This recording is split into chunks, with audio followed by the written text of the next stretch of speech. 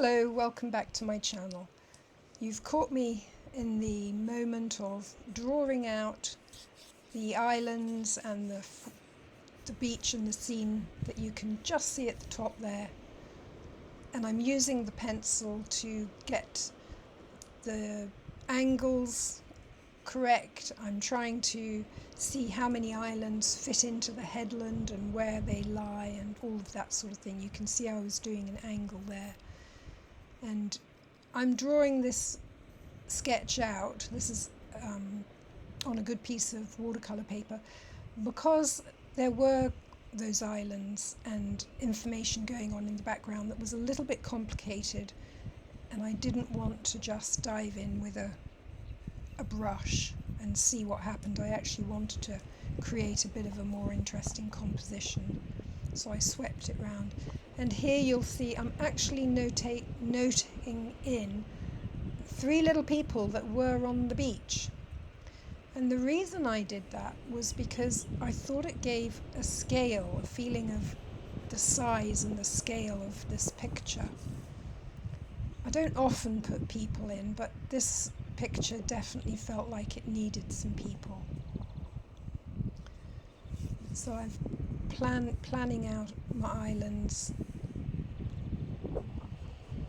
and I'll be running the horizon line in, and then I'll know where I am when I hit the paper with the colours. It doesn't become a paint by numbers after this, but it certainly does help to have things steady on the page, as it were. I haven't then got to suddenly worry about where that island is in relation to the other island and things like that. So I'm just drawing in a little bit of tide line that's running across the water. Pretty happy, and off we go with some colour. My Cobalt Turquoise, buff titanium, and I'm straight into the ocean. Once it's drawn, it actually gives me the confidence to jump in. I know which area is going to be the sea, and I can concentrate on that. I don't fill the whole page in with a wash. I like to leave gaps in the paper showing through, because to me that's talking about the way the light is hitting on the water. And I think it keeps the page fresh and lively. So just running around the edge of the water, through past the people, mixing up a bit of cerulean, a bit of Jaune brilliant, a bit of Cobalt Turquoise, and going back in to put in a little bit more information on the ocean. And it's wet in wet at this stage, so I don't have to worry about having hard lines, or it will move, the watercolour will move and blend and give soft edges.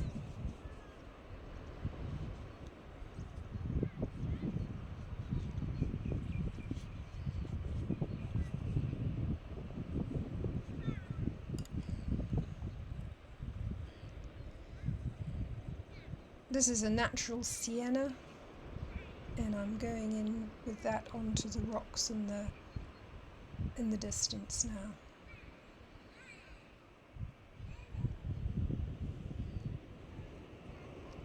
A little bit of mineral violet to darken it down, and a bit of ultramarine. So I'm getting a darker, juicier wash going on now.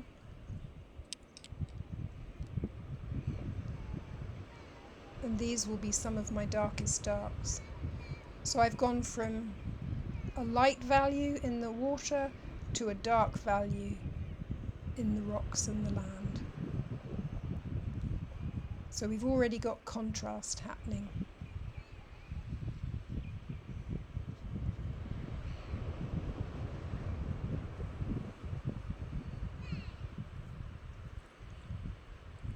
And the shapes of the islands are quite important, so I am fairly careful to get them fairly accurate, so that if someone was looking at it, they would be able to tell where that it was correct and that there were the right amount of islands going on. I have had someone come up to a picture and actually count islands off, so I'm quite mindful of getting the correct amount and not leaving one out. People like to point things like that out to you, I'm afraid, but that's okay. Keeps me on my toes. So this is the far headland now, using some Sienna.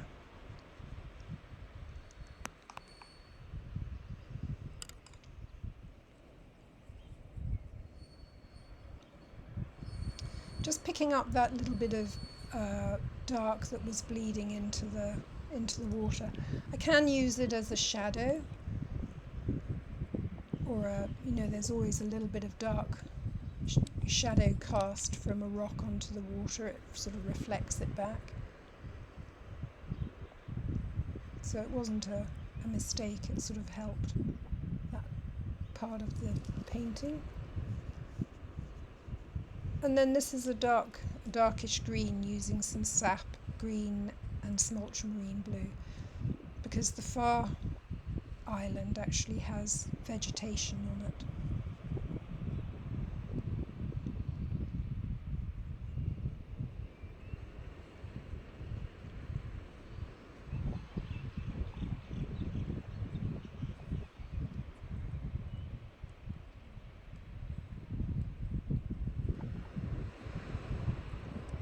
Just being quite careful there again. You're making something beautiful. Probably. Yeah. Sorry, I'm videoing it, so that's okay. I just edit it out.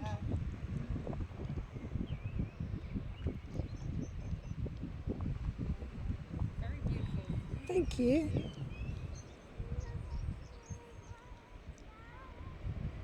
That was lovely. A lady and her child came up to me, and I should have really stopped and talked, but I sort of was in the middle of this painting and I just kept going. She was very understanding, but that's what happens when you're out plein air painting in a public place.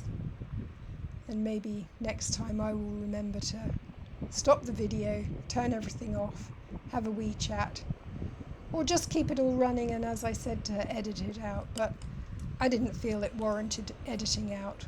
I thought it was rather a nice touch, a nice little interaction. Anyway, back to the islands. So I've got some buff titanium and some sap green, a bit of new Gamboge, a little bit of orange going into the rocks in the background.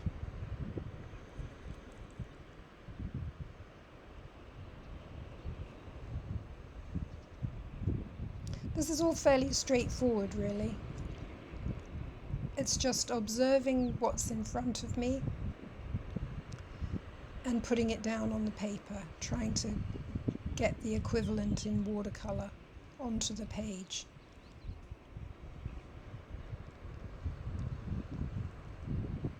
It's fairly objective in that sense,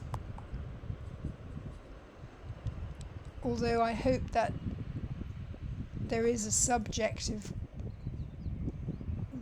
feeling that comes through when I'm painting, and the subjective part comes from maybe the way I'm using brush strokes or the way I'm actually painting to give the feeling of the place, which is what subjective is about, and objective is description.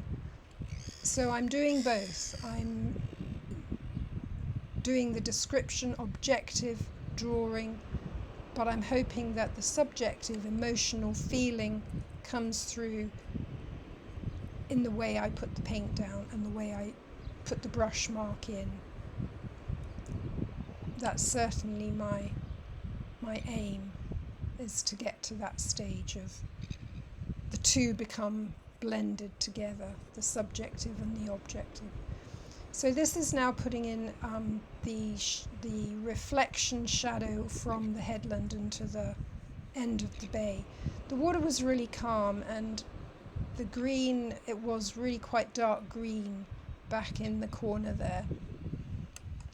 So I'm putting that in now.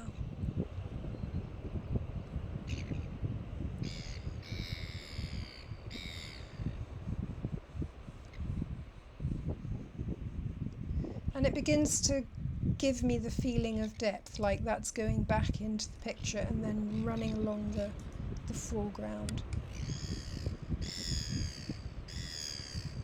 And I still haven't put the sea and the sky in the middle distance and in the far distance, but that's okay, because my attention was now on this foreground and the beach. So you don't always have to do everything in a 1, 2, 3 step. You can move around the painting as your intuition and your feeling guides you. And sometimes that's good, because it gives other areas that may be wet time to dry if you don't, if you want to paint over them or put some more detail in. So now I got into the waves that were there. I wanted to paint some of the waves. And of course by now the people were long gone, but they're still there in my picture.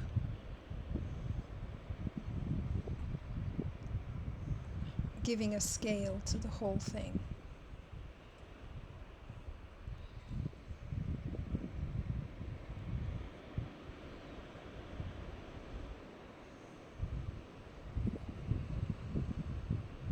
Just some ripples and little detail information.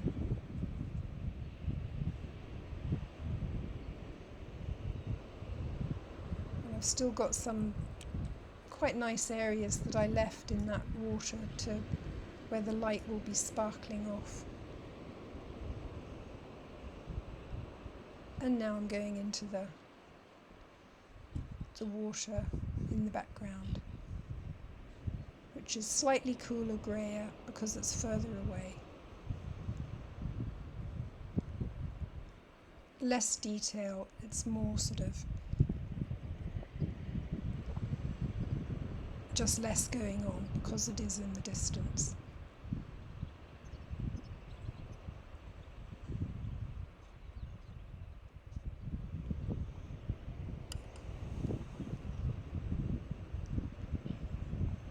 And then I felt that some of those lines were a little bit hard in that shadow, and I'm just softening them off a bit.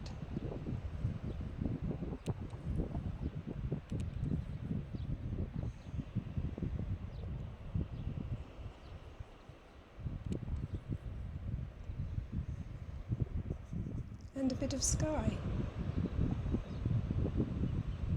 So there we are. That was the day out. And as a final touch, I got a little bit of orange and a little bit of red, and I'm just going to give those people in the foreground some red clothing, which will contrast nicely with all the emeralds and the cobalts and the greys, and actually something that Canaletto did I learnt the other day, so that was fun too. Thank you for watching. Take care.